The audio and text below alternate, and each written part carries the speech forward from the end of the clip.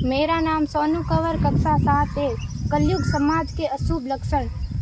कुटुंब कम हुआ, संबंध कम हुआ, प्रेम कम हुआ, मर्यादा कम हुई, लाज लज्जा कम हुई, विनम्रता कम हुई, समर्पण कम हुए, पुस्तक वाचन कम हुआ, खान पान की शुद्धता कम हुई, बाल कम हुए, कपड़े कम हुए, नींद कम हुई, घी मक्खन कम हुआ, पीतल तांबे के बर्तन कम हुए, भाई भाई का प्रेम कम हुआ, सत्य कम हुआ, अतिथि कम हुए, धैर्य कम हुआ, श्रद्धा और विश्वास कम हुआ, बड़ों का सम्मान कम हुआ और भी बहुत कुछ कम हुआ जिससे जीवन सहज था, सरल था। संतान को दोष न दे।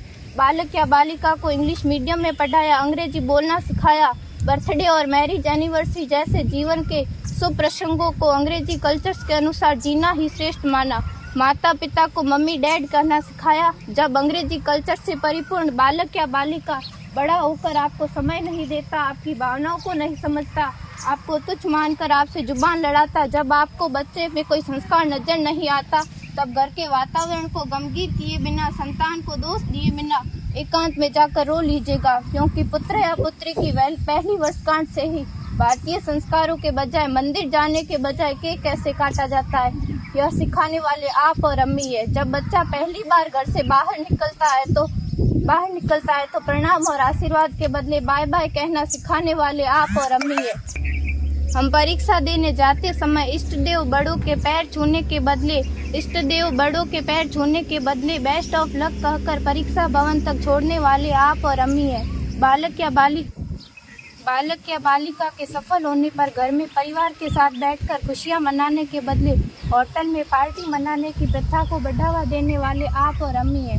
बालक या बालिका के विवाह के पश्चात कुल देवता देव दर्शन भेजने से पहले हनीमून के लिए फॉरेन टूरिस्ट स्पॉट भेजने की तैयारी करने वाले आप और अम्मी है। ऐसी कई ढेर सारी अंग्रेजी कल्चर्स को हमने जाने अनजाने स्वीकार कर दिया है। अब तो बड़े बुजुर्गों के पैर छूने में भी शर्म आती है। गलती किसकी? मात्र आपके माता और पिता की। अंग्रेजी अंतर्राष्ट्रीय भाषा है, से काम काज हेतु सीखना है, अच्छी बात है, लेकिन इसकी संस्कृति को अपने जीवन में उतारने की तो कोई बाध्यता नहीं थी। अपनी समृद्ध संस्कृति को त्याग कर नैतिक मूल्यों, मानवीय संवेदनाओं से रहित अन्य सभ्यताओं की जीवन शैली अपनाकर हमने क्या पाया? अवैध संबंध, टूटते रिश्ते, व्यसन युक्त धन, थके हारे मन, छल भरे रिश्ते, अनुशासनहीन संतानें, असुरक्षित समाज। एक बार विचार जरूर कीजिएगा कि संस्कारवान पीढ़ी क्यों आवश्यक है।